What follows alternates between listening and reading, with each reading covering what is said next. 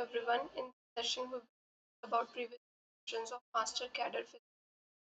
Let's discuss these questions one by one.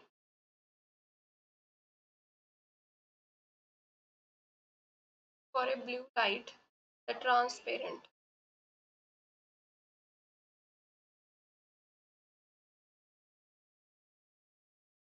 material has a relative permittivity, यानी कि dielectric constant की value given, and relative permeability that is 1. Relative permittivity की value हमारे पास कितनी है 2.1. Relative permeability की value कितनी है?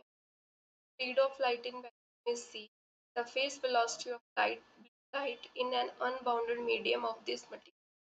अब हमें velocity निकालनी है medium 1 upon under root mu m epsilon m. हमारे पास ये फॉर्मूला होता है.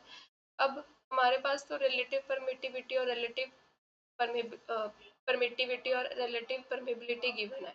हमें मीडियम की वैल्यू चाहिए.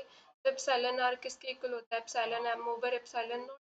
और जो रिलेटिव परमेबिलिटी है that is mu m by, यहाँ से एप्सिलॉन एम की वैल्यू क्या आ गई? Epsilon r epsilon naught. और म्यू मीडियम की वैल्यू क्या आ गई? म्यू नॉट इनटू, ये वैल्यू इस फॉर्मूले में फिल कर देते. 1 upon under root epsilon r mu r epsilon naught mu. अब ये जो रिलेशन होता है स्पीड का, हमें ये पता है फ्री स्पेस में स्पीड कितनी होती है. c is equal to 1 by under root mu naught epsilon naught. तो ये रेशो को हम लिख सकते हैं c. तो v किसके इक्वल आ गया? c divided by under root mu r epsilon r. तो अब हम इसमें वैल्यूज फिल कर देते हैं. v की वैल्यू क्या मिली हमें? c under root mu r की वैल्यू कितनी है हमारे पास? 1. और एप्सिलॉन आर की वैल्यू कितनी है? 2. तो ये हमारे पास रिलेशन क्या आ गया? c by square root of 2.1. Option D is the correct answer. A charged particle is released from rest in the region where there is a constant electric field and constant magnetic. तो यहाँ पे क्या है? एक charge particle जो है वो rest पे है. ठीक है, इस रीजन में जहाँ पे हमने क्या अप्लाई किया है? एक इलेक्ट्रिक फील्ड अप्लाई किया कांस्टेंट और एक constant magnetic field. The two fields are parallel to each other the path of particle. तो दोनों फील्ड्स पैरेलल है. मान लेते हैं इलेक्ट्रिक फील्ड की डायरेक्शन जो है वो इस तरफ है. ठीक है, इलेक्ट्रिक फील्ड भी ऐसे ही जा रही है, मैग्नेटिक फील्ड की डायरेक्शन भी इस तरफ है क्योंकि दोनों फील्ड्स पैरेलल है. अब यहाँ पे चार्ज जो है इस रीजन में पड़ा है. ऑब्वियस है जो इलेक्ट्रिक फील्ड है उसकी वजह से फोर्स लगेगी. वो फोर्स क्या कितनी लगेगी हमारे पास? F vector is equal to q into E vector.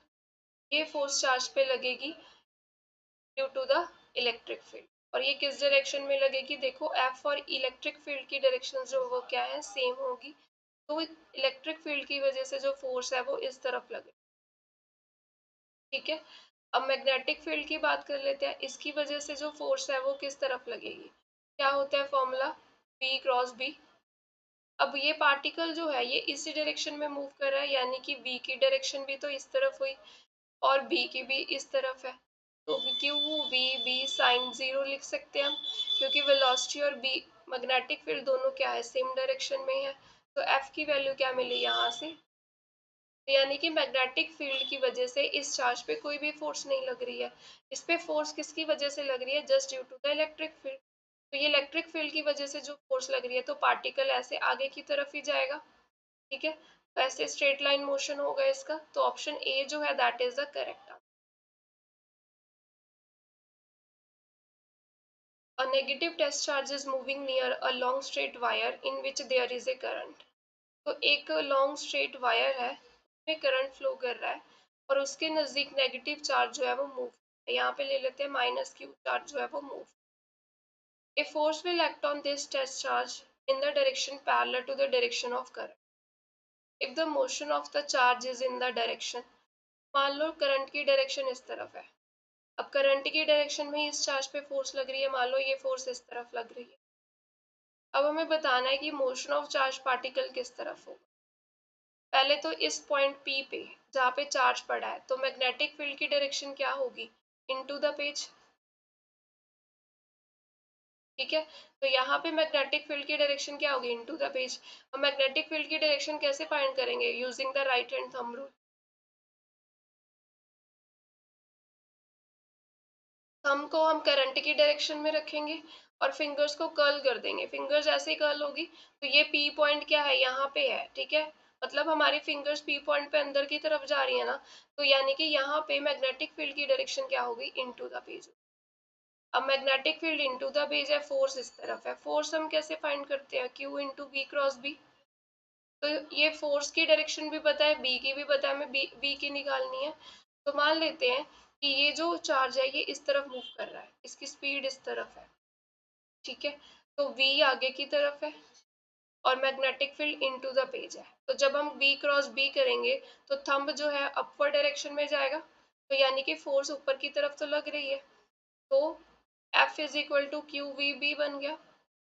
क्यों, क्योंकि b आगे की तरफ लिया हमने और मैग्नेटिक फील्ड अंदर की तरफ है, दोनों के बीच एंगल कितना है, 90 डिग्री। साइन 90 क्या होता है, 1। अब ये फोर्स तब लगेगी जब हमारे पास चार्ज क्या है, पॉजिटिव चार्ज है। बट यहाँ पे क्वेश्चन में क्या गिवन है, there is a negative test charge. तो यहाँ पे अगर नेगेटिव टेस्ट चार्ज है तो फोर्स क्या लगेगी, minus q into v b. यानी कि अगर पॉजिटिव चार्ज होता तो ये इस तरफ जाता, आगे की तरफ। बट ये नेगेटिव चार्ज है तो इसकी वेलोसिटी किस तरफ होगी, इस तरफ।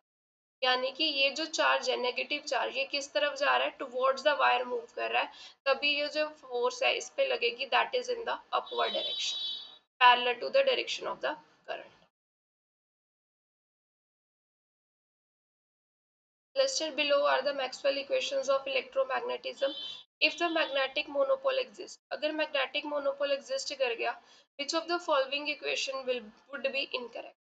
पहले तो अगर मैग्नेटिक मोनोपोल एग्जिस्ट कर गया तो डेल डॉट बी जो है वो जीरो नहीं होगा, ठीक है। तो ये इक्वेशन जो है ये क्या है, इनकरेक्ट है। ये डेल डॉट बी किसके इक्वल आनी चाहिए फिर, that is mu naught j m rho m, ठीक है। दूसरी ये कर्ल वाली इक्वेशन जो है ये मॉडिफाइड होगी, ये किसके इक्वल होगी, minus curl b by curl t तो होगी ही, प्लस यहाँ पे मैग्नेटिक करंट डेंसिटी भी ऐड होगी। तो ये जो दो इक्वेशंस हैं ये मॉडिफाइड उनको, ठीक है। तो ये दो इक्वेशंस क्या है, इनकरेक्ट है जब मैग्नेटिक मोनोपोल क्या होगा, एग्जिस्ट करेगा। सो ऑप्शन क्या आएगा answer, c, second and fourth. A cube has a constant electric potential V on the surface. हमारे पास क्या है, क्यूब है,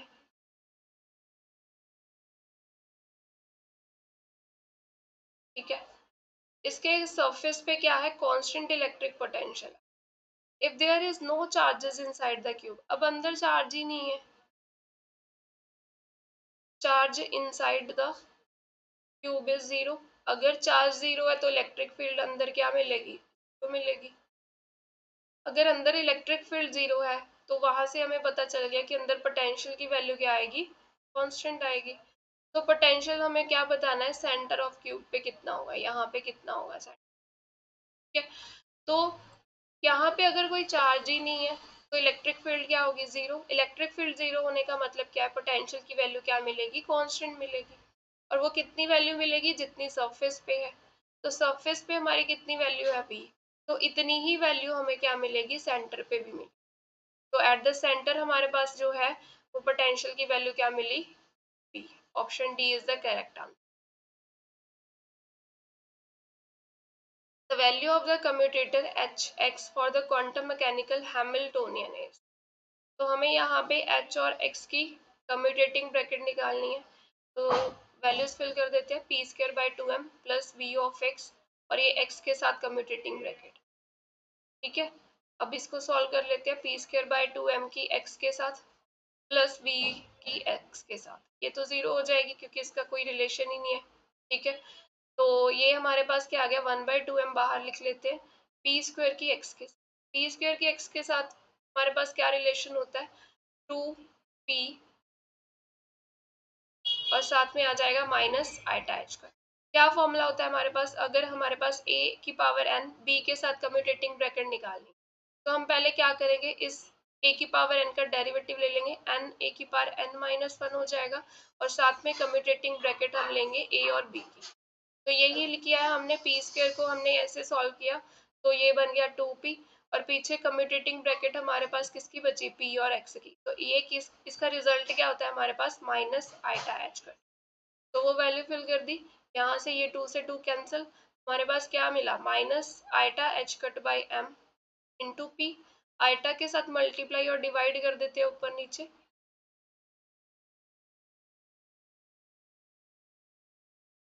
तो ये क्या मिला हमें, आइटा स्क्वायर -1 हो गया, तो ये मिला H cut P by eta M.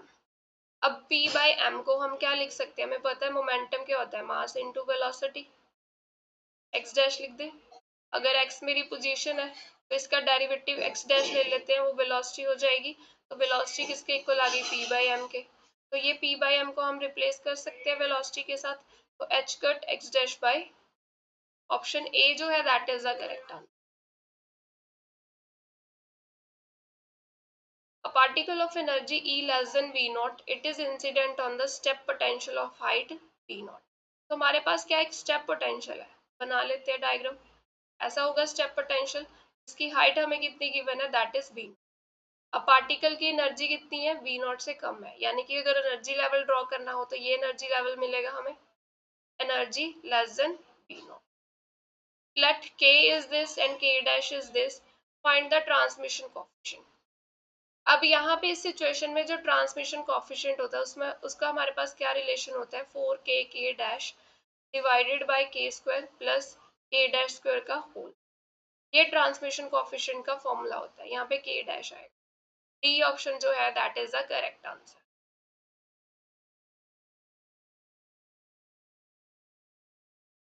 The energy level of hydrogen atom are given in terms of principal quantum number n and a positive constant a by the expression।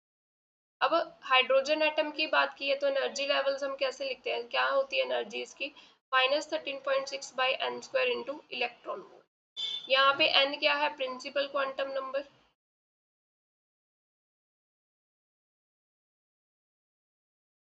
तो इन्होंने question में दिया है कि in terms of principal quantum number, principal quantum number तो है expression में, a positive constant ए, तो ये जो पॉजिटिव टर्म है ये 13.6 को हम माइनस ए लिख दें, क्योंकि पॉजिटिव कांस्टेंट बोला है तो 13.6 को ए के साथ रिप्लेस कर दिया, और ये हमारे पास क्या आ गई, एनर्जी लेवल्स का एक्सप्रेशन आ गया। Option C is the correct answer.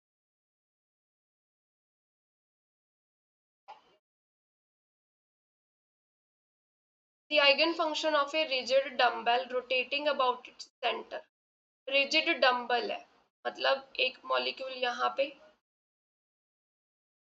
और इनके बीच का जो डिस्टेंस होगा वो क्या रहेगा, ये चेंज नहीं होगा, ठीक है। तो ये कैसा मॉलिक्यूल दिया गया है, डायाटॉमिक दिया गया है, जो रिजिड डम्बल की फॉर्म में है, या इट इज रोटेटिंग अबाउट इस सेंटर, सेंटर के अबाउट ये ऐसे रोटेट कर रहा है इसके अबाउट, और इसकी डिपेंडेंसी दी गई है, फंक्शन दिया गया है इसका eigen function, that is psi of phi is A ई की power eta M phi, where m is the quantum number, a is the constant, which of the following value of a is properly normalize the eigen function। हमें इसको normalise करना है, a की value निकाल, तो normalisation condition क्या होती है, psi with psi is equal to 1 होना चाहिए, ठीक है, तो लगा देते हैं condition, integration psi star psi D phi is equal to 1, ठीक है, क्योंकि यहाँ पे क्या हो रहा है, फाई चेंज होगा, आर तो फिक्स है डिस्टेंस, डायटोमिक मॉलिक्यूल ये रिजिड है, ये डिस्टेंस तो फिक्स हो गया, चेंज क्या हो रहा है, फाई चेंज हो रहा है, तो यहाँ पे इंटीग्रेशन किस पे आएगी, डी फाई पे,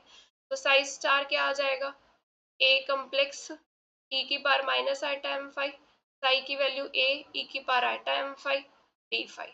अब डी फाई की लिमिट्स क्या होंगी, पूरा रोटेट करेगा ना, तो 0 to 2 पाई की लिमिट हो जाएगी डी फाई की, तो ये हमारे पास ए मॉड स्क्वायर बाहर आ गया, 0 to 2 पाई, ये 1 बन गया, और d phi is equal to 1, तो A mod square it is 2 pi equal to 1, तो यहाँ से हमारे पास ए की वैल्यू क्या मिली, 1/2 pi, option C is the correct answer. Psi is a normalized wave solution of Schrodinger equation. Q is the operator corresponding to the physical observable x. The quantity this may be integrated to obtain। अब यहाँ पे हम किसको solve कर रहे हैं, Sai star Q Sai, इसको solve कर रहे हैं, ठीक है। और ये हम किस में देखते हैं, ये जो है ये हम किसकी वैल्यू निकाल रहे हैं, अगर हम इस ऑपरेटर की एवरेज वैल्यू लिखें तो यही मिलेगी हमें। एवरेज वैल्यू निकालने का, एक्सपेक्टेशन वैल्यू निकालने का फॉर्मूला यही होता है। अब साई क्या है, नॉर्मलाइज्ड है, अगर नॉर्मलाइज्ड है तो ये हमारे पास क्या आ जाएगा, फॉर्मूला होता है ना ये, तो ये नॉर्मलाइज कंडीशन जो है इसके लिए साई ये 1 बन जाएगा। तो हमारे पास एवरेज वैल्यू ऑफ क्यू किसके इक्वल आ गई, साई क्यू साई। अब जब हम इसको ओपन करेंगे तो ये क्या मिलेगा, Sai star Q Sai D tau. हम इसकी जस्ट इंटीग्रेशन करेंगे, ठीक है। तो यानी कि ये जो क्वांटिटी है ये हमें क्या बता रही है, इसकी एवरेज वैल्यू फाइंड कर रहे हैं हम क्यू की, तो मीन वैल्यू ऑफ एक्स आ जाएगा, ठीक है। क्योंकि ये क्यू क्या है, ऑपरेटर है किसके कॉरेस्पॉन्डिंग, ऑब्जर्वेबल एक्स के कॉरेस्पॉन्डिंग, यानी कि हम मीन वैल्यू किसकी निकाल रहे हैं, एक्स की निकाल रहे हैं, एक्स के कॉरेस्पॉन्डिंग ऑपरेटर दिया हुआ है हमें क्यू, तो ये मीन वैल्यू जो है वो एक्स की निकल रही है। तो ऑप्शन जो सी है that is the correct answer.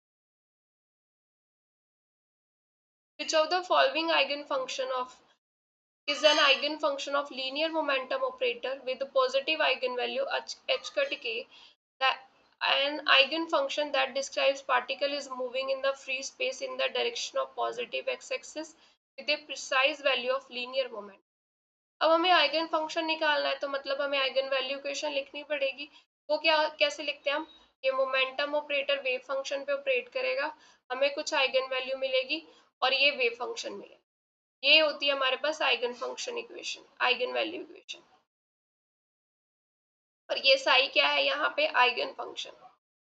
देखो यहाँ पे जिस साई पे ऑपरेट करेंगे हम ऑपरेटर को, वही सेम वेव फंक्शन यहाँ पे मिलना चाहिए, तो इसको बोलते हैं आइगन फंक्शन, ठीक है। तो हम यहाँ पे मोमेंटम ऑपरेटर की वैल्यू फिल कर देते हैं और वेव फंक्शन हमें चूज करना है। आइगन वैल्यू उन्होंने दी है, पॉजिटिव आइगन वैल्यू होनी चाहिए एच कट के इंटू साई।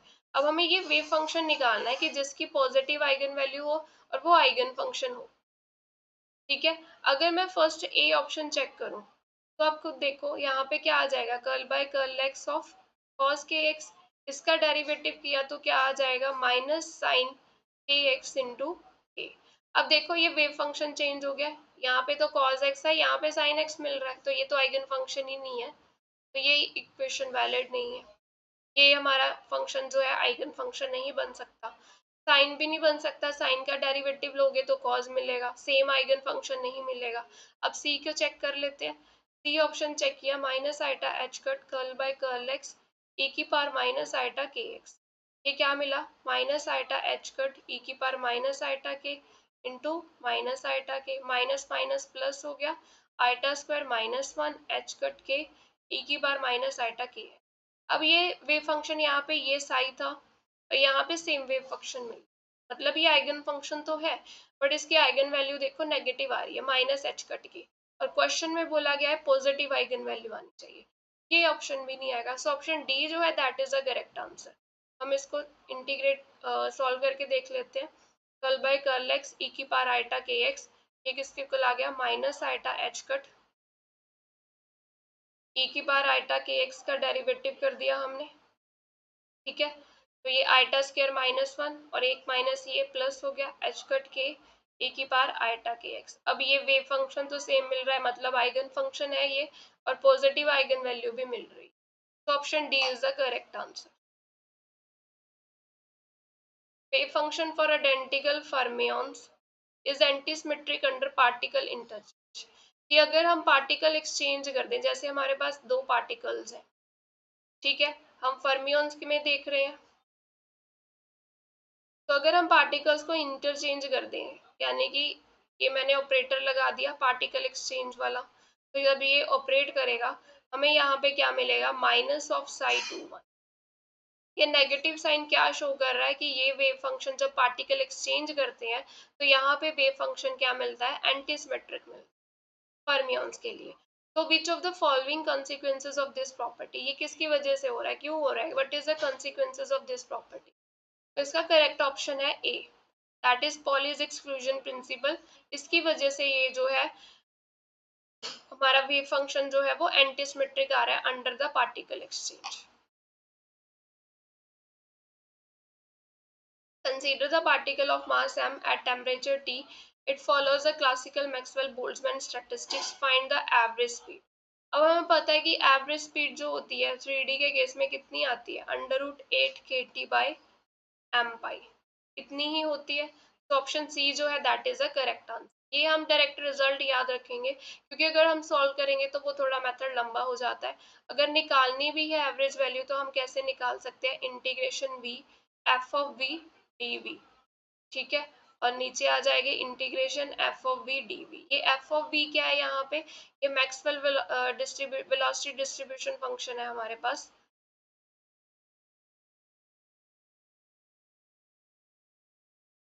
स्पीड, स्पीड की बात कर रहे हैं ना, ठीक है। यहाँ पे फिल करेंगे v, और ये हम इस इंटीग्रेशन को जस्ट सॉल्व करेंगे इस फॉर्मूला से। ये नॉर्मलाइज होता है तो नीचे वाली टर्म तो 1 हो जाएगी। हमने जस्ट इस इंटीग्रेशन को सॉल्व करना है, v F of v dv। अब ये एफ ऑफ v हमें पता होना चाहिए तभी तो इंटीग्रेशन होगी। इसका फॉर्मूला होता है हमारे पास m/2π/kt की पावर 3/2 e की power minus mv²/2kt 4πv² dv। तो ये 4π², तो ये वैल्यू हम यहाँ पे इस इंटीग्रेशन में फिल करेंगे, इंटीग्रेट करेंगे। तो इससे बेटर है कि हम ये फॉर्मूलेस जो है वो लर्न रखें, ठीक है। तो एवरेज स्पीड जो होती है वो कैलकुलेट करके हमारे पास कितनी आती है, √8 kT/m पाई। आइडियल मोनोटॉमिक गैस है हमारे पास, ठीक है। It undergoes adiabatic expansion, adiabatic expansion हो रही है। Volume of the gas doubles from V0 to 2V0, then what happens to the temperature. तो इनिशियल वॉल्यूम हमारे पास क्या है, V0, फाइनल वॉल्यूम क्या हो रहा है, डबल हो रहा है। हम इनिशियल टेम्परेचर ले लेते हैं T0, फाइनल टेम्परेचर हम देख लेंगे। हमें निकालना है कि उन्होंने पूछा है ना कि टेम्परेचर पे क्या इफेक्ट पड़ रहा है। अब ये एडियाबैटिक एक्सपेंशन है, तो एडियाबैटिक एक्सपेंशन के लिए रिलेशन क्या होता है, टी बी की power gamma minus 1 is constant. हम ये इक्वेशन यूज करेंगे, तो ये क्या आ जाएगा, टी इनिशियल बी इनिशियल की power gamma minus 1 is T final V final की पावर गामा माइनस। तो यहाँ पे इनिशियल टेम्परेचर हमने अपनी तरफ से T0 लिया है, टी इनिशियल कितना है, V0 की power gamma minus 1, T final हम टी ले रहे हैं, और ये 2V0 की पावर गामा माइनस 1, ठीक है। तो उन्होंने पूछा टेम्परेचर को क्या होगा, हम रेशो निकाल लेते हैं T/T0 की, ठीक है, final temperature over initial temperature. तो ये मिल गया V0/2V0 की पावर गामा माइनस 1। अब ये गामा निकालेंगे हम। मोनोटर्मिक गैस के लिए हमारे पास Cv की वैल्यू कितनी होती है, 3/2R, तो Cp कितना मिल जाएगा, 5/2R, ठीक है। रिलेशन कौन सा लगाएंगे, Cp minus Cv equal to R। तो यहाँ से गामा की वैल्यू क्या मिली, 5/3, तो वहाँ इस रिलेशन में फिल कर देंगे, दैट इज 1/2, ये V0 से V0 कैंसिल, 5/3 की पावर -1, ये 1/2 की पावर, ये कितना मिला, 2/3, ठीक है। तो यहाँ से हम देख लेंगे कि हमारा जो रिजल्ट है वो क्या बन रहा है। इसको हम डिवाइड करेंगे 0.5 की पावर 2/3, इसको सॉल्व करके हम अपना रिजल्ट बता सकते हैं कि टेम्परेचर राइज कर रहा है या फॉल कर रहा है।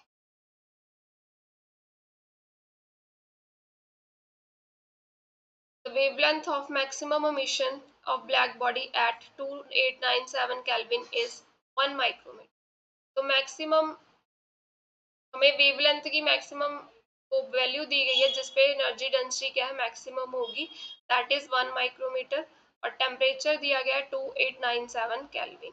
If the temperature of the black body whose wavelength of maximum emission is, तो मैक्सिमम एमिशन हमें सेकंड जो दी गई है दैट इज 5000 एंगस्ट्रॉम।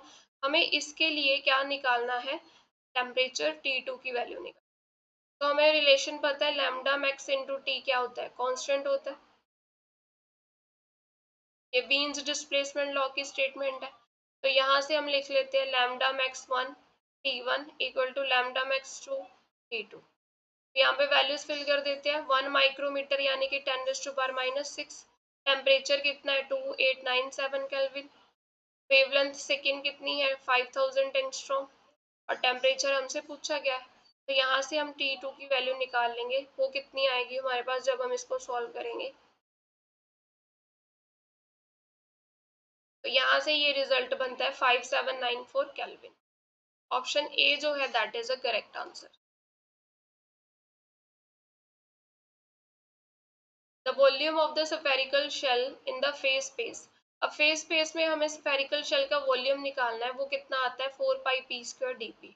हम निकालते कैसे हैं वॉल्यूम फेस स्पेस में? यहाँ पे आ जाएगा volume of position space into volume of face space, momentum space. क्योंकि फेस स्पेस में हमारे पास क्या होता है, पोजीशन भी होती है और मोमेंटम भी होता है, उसके साथ डील करते हैं। ठीक है, तो यहाँ से ये वाली वैल्यू तो पोजीशन स्पेस में वॉल्यूम वी हो जाएगा, मोमेंटम स्पेस में वॉल्यूम क्या आएगा 4 पाई पी पर डी पी। तो ये ऐसे निकालते हैं, ऑप्शन ए जो है that is the correct answer. Adding negative feedback, हमने नेगेटिव फीडबैक अप्लाई की एम्पलीफायर को। It results in which of the following. अब जब भी नेगेटिव फीडबैक हम ऐड करते हैं तो एक तो नॉइज कम हो जाती है, यानी कि डिस्टॉर्शन क्या होगी, डिक्रीज होगी। यहाँ पे देखो डिस्टॉर्शन इंक्रीज कर रहे हैं, तो ये ऑप्शन नहीं आएगा, डिस्टॉर्शन डिक्रीज होगी। ठीक है, दूसरी बात, इनपुट इम्पीडेंस से क्या होता है, यहाँ पे इंक्रीज होता है, इनपुट इम्पीडेंस इंक्रीज होता है, तो इंक्रीज ऑप्शन यहाँ पे मिल रही है। तो ये ऑप्शन सी जो है इसका करेक्ट आंसर मिलेगा। नेगेटिव फीडबैक लगाने से क्या होता है, आउटपुट इम्पीडेंस कम हो जाता है, इनपुट इम्पीडेंस बढ़ जाता है। ठीक है, और डिस्टॉर्शन मतलब नॉइज है वो भी कम हो जाती है, और गेन क्या होता है वो कम हो जाता है। सो ऑप्शन सी जो है that is the correct answer. The half wave rectifier, the peak value of AC voltage across a secondary of a transformer is this। हमें यहाँ पे पीक वैल्यू दी गई है वोल्टेज की, दैट इज 20√2 वोल्ट। हमें हाफ वेव रेक्टिफायर की बात कर रहे हैं ये।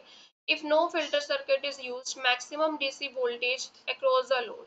हमें डीसी वोल्टेज की वैल्यू निकालनी है, उसका फॉर्मूला क्या होता है हमारे पास, वी नॉट बाई पाई। तो हम इसमें वैल्यूज फिल कर देंगे और हम इसको कैलकुलेट करेंगे, तो ये हमारे पास रिजल्ट मिलेगा option D that is the correct answer.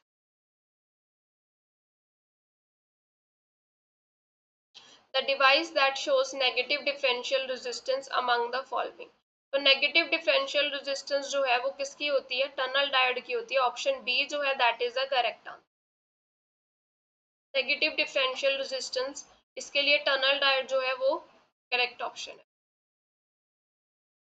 In the common base configuration, output volt ampere characteristics of transistor में be shown by the plot of. अब हमारे पास क्या होता है, ट्रांजिस्टर में तीन कंपोनेंट्स होते हैं, अमीटर, बेस, कलेक्टर। अब ये कॉमन है यहाँ पे, अगर ये चीज कॉमन है तो इनपुट सर्किट किससे मिलेगा, ये हमारा इनपुट सर्किट बन गया अमीटर और बेस का, और आउटपुट सर्किट में क्या लगा है, कलेक्टर और बेस आ गया। तो अगर आउटपुट कैरेक्टरिस्टिक स्टडी करनी है तो यहाँ पे वोल्टेज क्या मिलेगी हमें आउटपुट कैरेक्टरिस्टिक के केस में, दैट इज वीसीबी के साथ डील करेंगे। और आउटपुट में करंट कौन सा फ्लो करेगा, आईसी, कलेक्टर करंट फ्लो करेगा, ये करंट हो गया आउटपुट, और ये आउटपुट वोल्टेज हो गई। ठीक है, और कांस्टेंट वैल्यू किसकी आएगी यहाँ पे, अमीटर करंट की। जो इनपुट में करंट फ्लो करेगा उसको हम क्या लेंगे, कांस्टेंट। तो इसका ऑप्शन ए जो है that is the correct answer.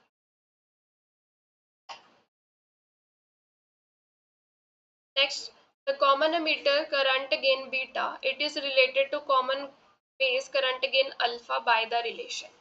अब हमें ये रिलेशन तो पता है ना, एमीटर करंट किसके इक्वल होता है, बेस प्लस कलेक्टर।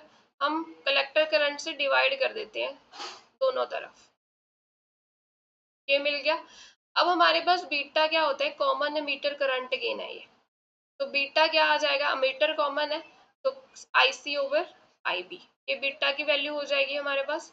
और alpha common base current gain है, तो बेस कॉमन है इसमें, तो collector current over ammeter current, ये हमारे पास रेशो आ गई। अब यहाँ पे देखो ये रेसिप्रोकल बन रहा है, I over I C that is 1/अल्फा, ये क्या आ जाएगा 1/बीटा इज इक्वल +1। अब हमें इससे को यूज करके रिलेशन निकालना है, 1/अल्फा-1 it is equal to 1/बीटा।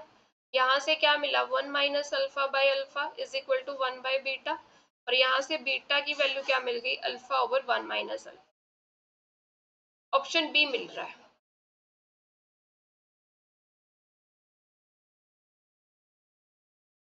Which of the following is not a true statement about Raman effect? Let h cut omega be the incident energy.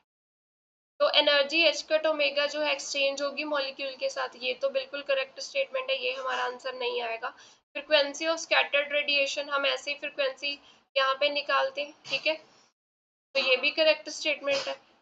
Raman scattering occurs as a result of induced dipole movement, ये भी correct statement है, क्योंकि dipole movement induce होती है, उसी की वजह से जो है रमन इफेक्ट जो है वो ऑब्जर्व होता है। तो जो डी ऑप्शन है that is the correct option. Quantum of monochromatic light is scattered elastically, ऐसा नहीं होता, इलास्टिकली स्कैटरिंग नहीं होती, यहाँ पे इन इलास्टिक स्कैटरिंग होती है। तो ऑप्शन डी जो है that is the correct answer here.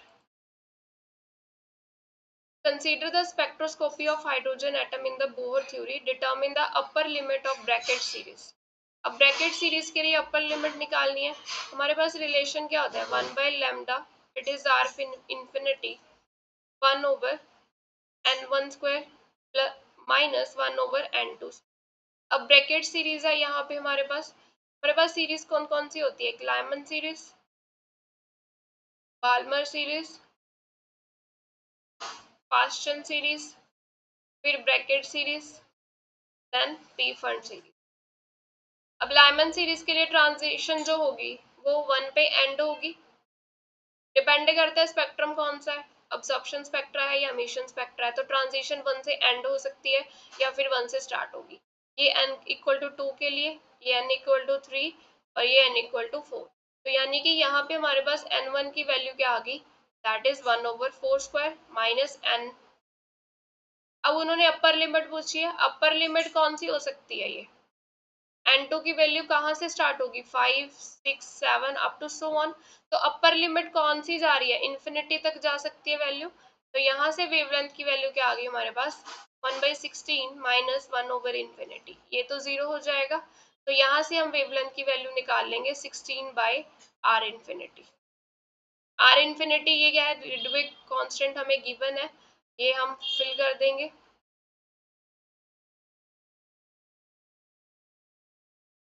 ठीक है, इसको डिवाइड करके हमारे पास क्या आ जाएगा, अपर लिमिट पता चल जाएगी। The Stern-Garlick experiment, atomic beam whose angular momentum state is to be determined must travel through.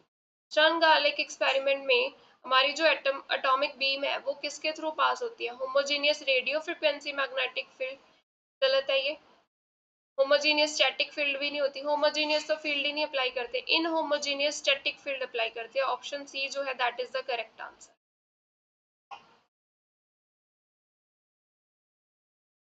According to the Debye's theory of specific heat of solid, where is the law of Dulong-Pettit law valid? अब Debye's theory हमें क्या कहती है कि high temperature पे जो specific heat होती है सॉलिड्स की वो क्या रहेगी, PRT, मतलब कांस्टेंट रहती है, कांस्टेंट रहती है हाई टेम्परेचर के लिए। और लो टेम्परेचर के लिए इन्हें स्पेसिफिक हीट की जो वेरिएशन बताई थी वो कैसी थी, T की क्यूब के साथ, Debye's थ्योरी ने। और ड्यूलिंग्स पैटेड लॉ था, इसने क्या एक्सप्लेन किया था कि चाहे हाई टेम्परेचर हो या लो टेम्परेचर हो, स्पेसिफिक हीट क्या रहेगी, कांस्टेंट ही रहेगी। कितनी रहेगी, 3R रहेगी, अगर 3D की बात कर रहे हैं। ठीक है, तो डिबायस थ्योरी के अकॉर्डिंग बताना है कि ड्यूलिंग लॉ जो है वो कहाँ पे वैलिड है, तो वो कहाँ पे वैलिड है, सिर्फ हाई टेम्परेचर पे ही वैलिड है, क्योंकि लो टेम्परेचर पे स्पेसिफिक हीट की वेरिएशन क्या है, T क्यूब के साथ है। तो ऑप्शन बी जो है that is the correct answer.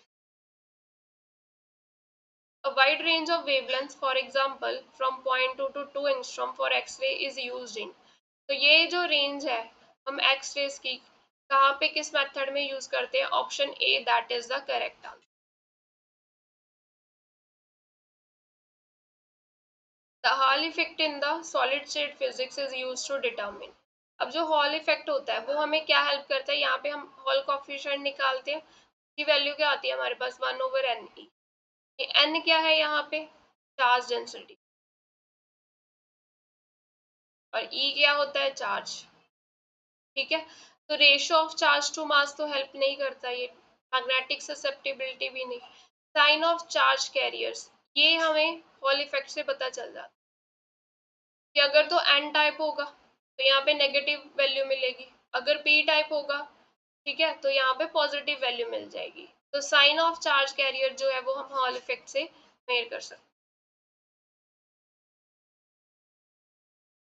The क्रिस्टोग्राफिक notation this represents, अब ये जो एंगुलर ब्रैकेट होती है ना, ये हमें क्या बताती है कि फैमिली ऑफ प्लेन्स की डायरेक्शन कैसी है, equivalent direction, family of equivalent direction, ठीक है। ऑप्शन डी जो है that is the correct answer. In the crystal system, all the three lattice vectors are perpendicular to each other but unequal. तो ये जो लेटिस वेक्टर हम A B C से denote करते हैं, ठीक है, ये क्या है, तीनों अनइक्वल है। तो ये सिचुएशन हमारे किस सिस्टम में होती है, orthorhombic, that is C is the correct answer. The three natural radiations in order from most penetrating to least penetration.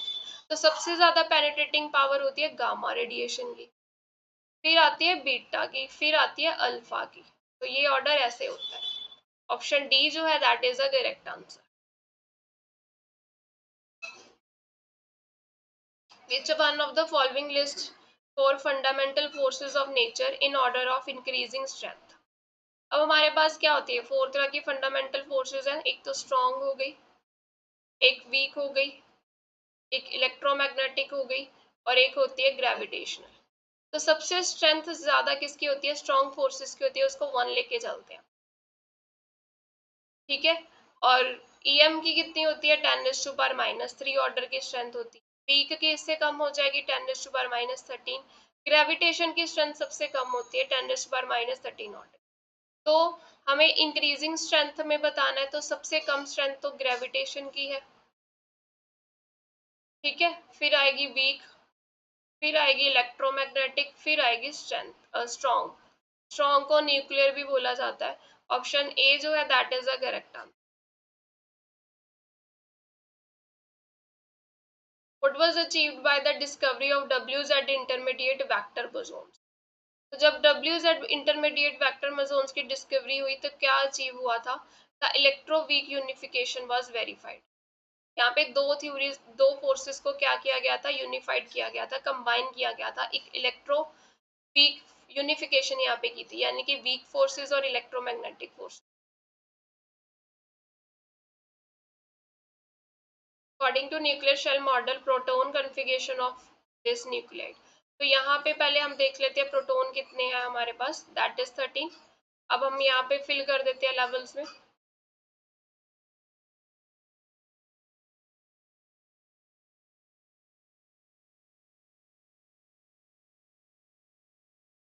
Thirteen protons को फिल करना है, यहाँ पे आएंगे 2, यहाँ पे आएंगे 4, यहाँ पे आएंगे 2, कितने हो गए, ये 8 हो गए, 8 + 5 13 हो गए। तो ये कन्फिगरेशन बन रही, मैच कर लेते हैं।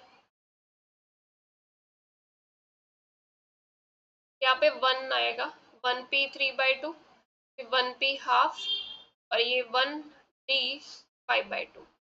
तो ये कन्फिगरेशन मिलेगी हमें शेल मॉडल के अकॉर्डिंग।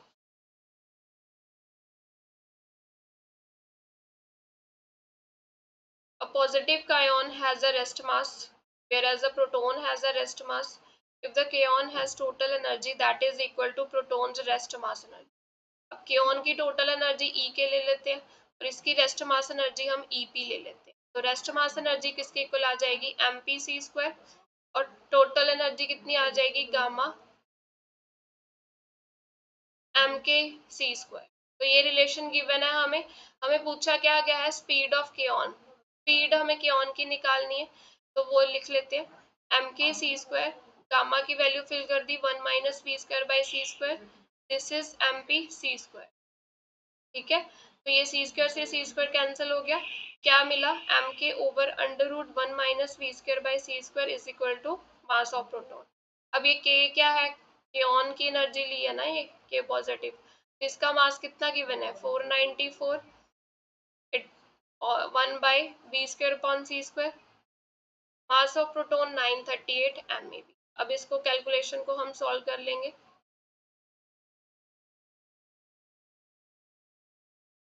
दोनों साइड स्क्वायरिंग कर दी, 494/938 whole square that is 1 minus V square by C square. तो यहाँ से V square upon C square की वैल्यू मिल गई हमारे पास। बस हमें इस जस्ट सारी कैलकुलेशन ही करनी है यहाँ पे। तो यहाँ पे जब हम इसको सॉल्व करेंगे तो हमारे पास रिजल्ट क्या मिलेगा, that is option D 0.85C।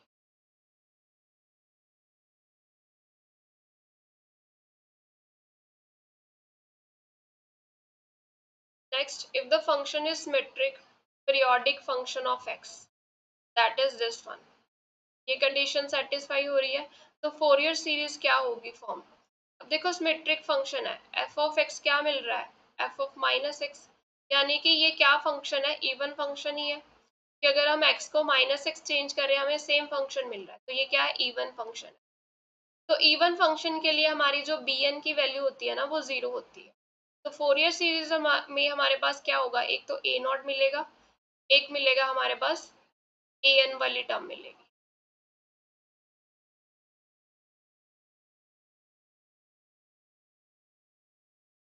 तो ऑप्शन बी मिलेगा हमें, बी एन तो मिलना ही नहीं है, साइन वाली टर्म तो आएगी ही नहीं इवन फंक्शन में। तो ऑप्शन बी जो है that is the correct answer. The value of integral where the contour is the unit circle.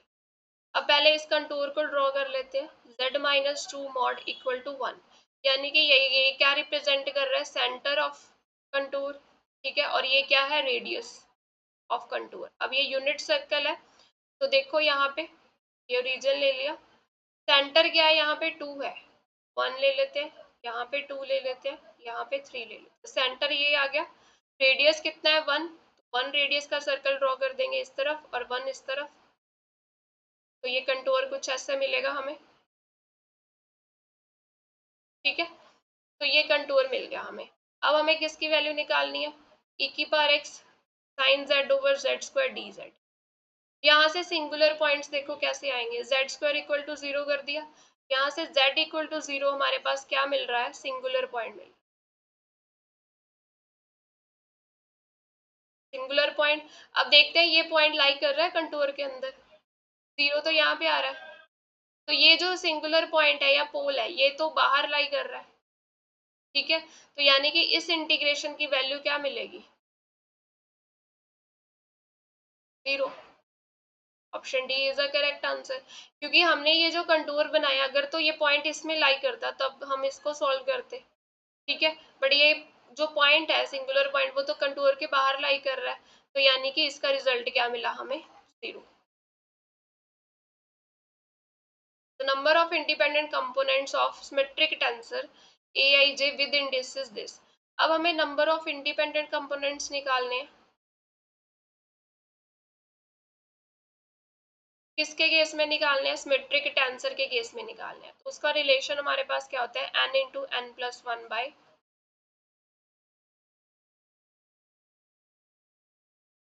यहाँ पे n क्या है, कितने ऑर्डर का ये हमारे पास टेंसर बनेगा, देखो 3 वैल्यूज है ना i और j की, तो 3 डायमेंशन बन रही है, यहाँ पे i की और j की 3 वैल्यूज है हमारे, ठीक है। तो यहाँ पे n की वैल्यू 3 फिल कर देंगे,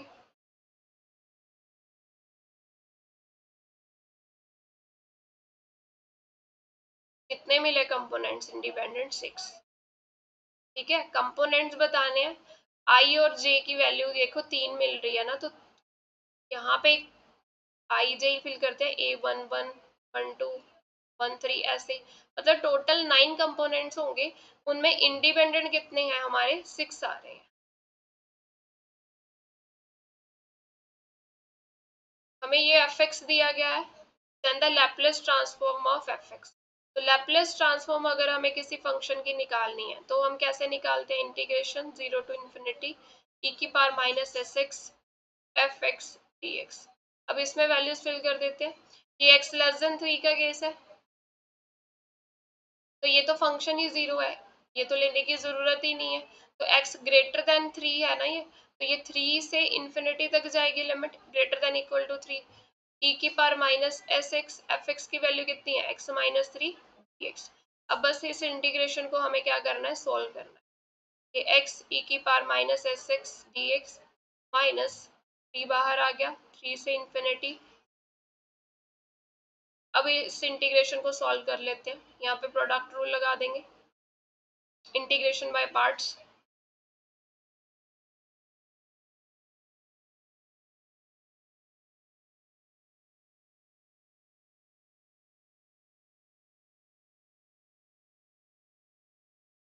और इस इंटीग्रेशन का रिजल्ट क्या मिलेगा?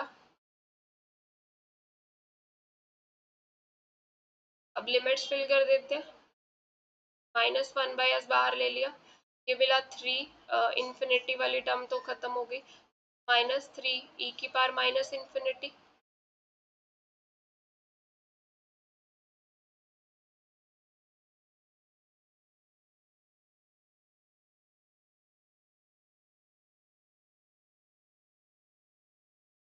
यहाँ पे 3s आएगा।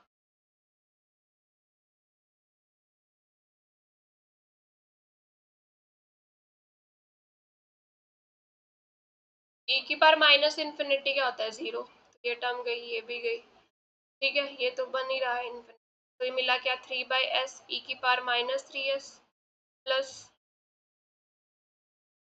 1/s² e की power -3s minus 3/s e की पावर -3s। ये टर्म कैंसिल हो गई, तो हमें रिजल्ट क्या मिला? 1/s² e की power -3।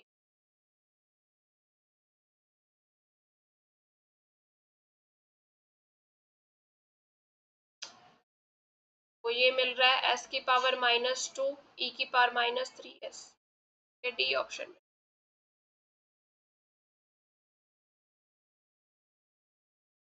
If f is this divergence, हमें डाइवर्जेंस निकालनी है। डाइवर्जेंस हम कैसे निकालते हैं? डेल डॉट f निकालना है हमें। तो डेल ऑपरेटर कैसे लिखते हैं हम?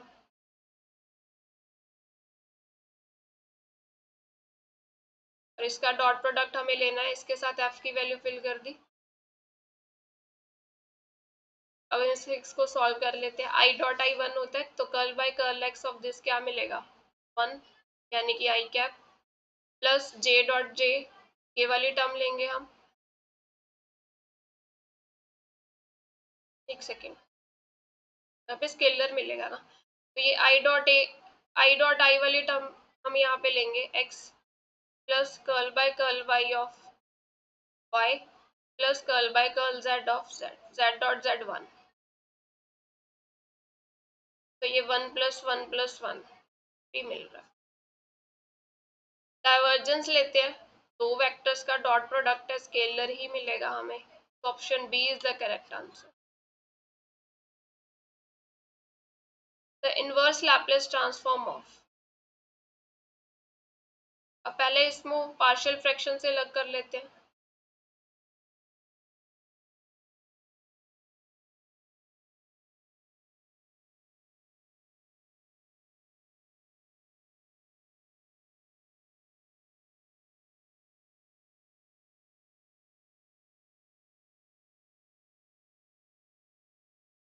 तो s² यहाँ से मिल रहा है,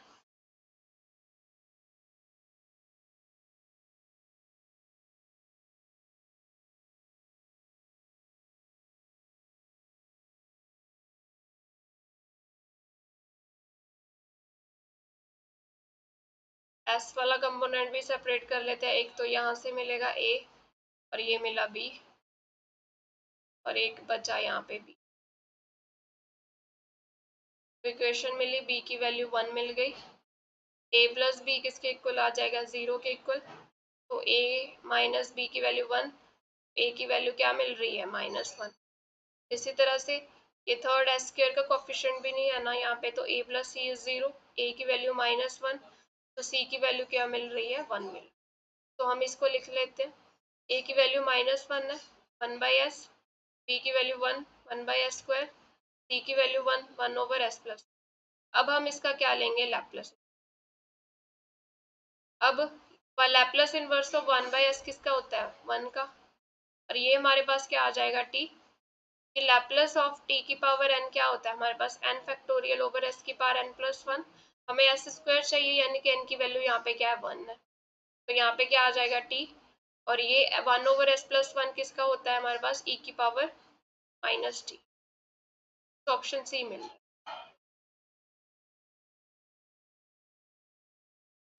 Particle of mass m in 1D, it moves in the potential where a, b are positive constants.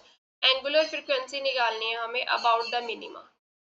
तो पहले हम मैक्सिमा मिनिमा का पॉइंट निकाल लेते हैं. वो कैसे निकालते हैं? D V by D X equal to 0 करें तो -2ax plus 4bx³ equal to 0. x common ले लिया, -2a plus 4bx² equal to 0. यहाँ से x की वैल्यू 0 आ गई और दूसरी x² की वैल्यू क्या मिली? 2a/4. यानी कि x² किसके इक्वल आ रहा है? a/b के इक्वल आ रहा है. अब मिनिमा चेक करना है. मिनिमा कहाँ पे मिल रहा है? डबल डेरिवेटिव निकाल लेते हैं. ये सिंगल डेरिवेटिव था, इसका डेरिवेटिव किया -2a प्लस 6 प्लस 12bx². तो यहाँ पे जब x 0 फिल करेंगे तो डबल डेरिवेटिव हमारे पास क्या मिल रहा है? दैट इज -2a यानी कि लेस देन 0. तो ये x इज इक्वल टू 0 क्या है? That is the point of maxima. ठीक है. अब हम x is equal to square root of a/2b की बात कर लेते हैं. तो चाहे प्लस फिल करो चाहे माइनस, क्योंकि यहाँ पे तो है x² ही. तो यहाँ पे डबल डेरिवेटिव की वैल्यू क्या मिलेगी हमें? -2a plus 12b a/2b. ये b से b कैंसल और ये 6. तो ये मिल रहा है 4a यानी कि ग्रेटर देन 0. तो यानी कि ये वाला जो पॉइंट है हमारा x इक्वल टू √a/2b, ये पॉइंट हमारा क्या है? मिनिमा का. अब उन्होंने एंगुलर फ्रीक्वेंसी अबाउट मिनिमा पूछी है, तो इस पॉइंट पे हम मिनिमा पे हम क्या निकालेंगे? फ्रीक्वेंसी निकालेंगे. क्या रिलेशन होता है हमारे पास? d²v/dx² at x equal to x0 divided by m. अब डबल डेरिवेटिव की वैल्यू इस पॉइंट पे कितनी आ रही है? 4a. वो फिल कर देते हैं बाय m स्क्वायर रूट और ये मिल गया 2√a/m. तो ऑप्शन डी जो है that is the correct answer. The special theory of relativity states that, तो special theory of relativity के अकॉर्डिंग क्या होता है कि जो laws of physics है वो सेम रहते हैं सब inertial frames में. ठीक है. सभी फ्रेम में जो laws of physics की mathematical form है वो change नहीं.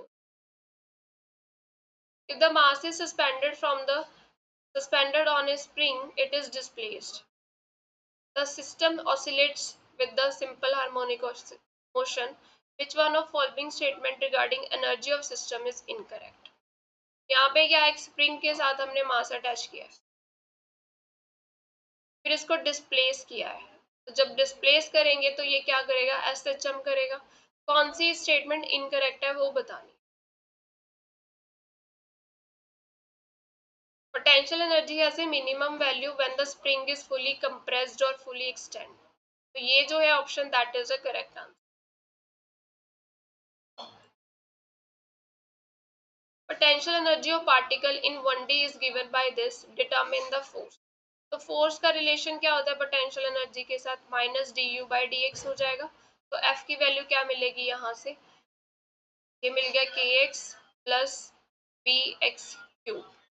तो यानी कि -kx माइनस bx³. ये हमारे पास फोर्स आ गई. Option A.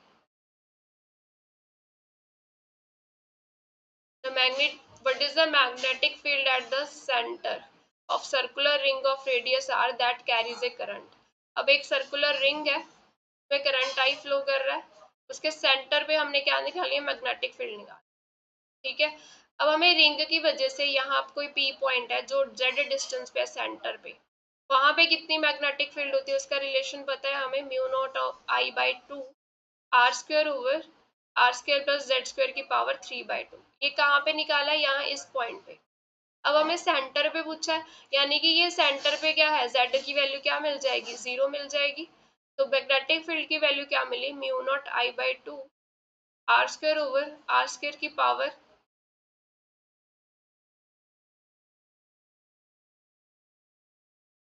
ये 2 से 2 कैंसल. नीचे हमारे पास क्या बचा? r³ और ऊपर क्या है? r². तो ये भी कैंसिल हो गया. तो वैल्यू कितनी मिली? μ0I/2r. तो option A is the correct answer. Thank you.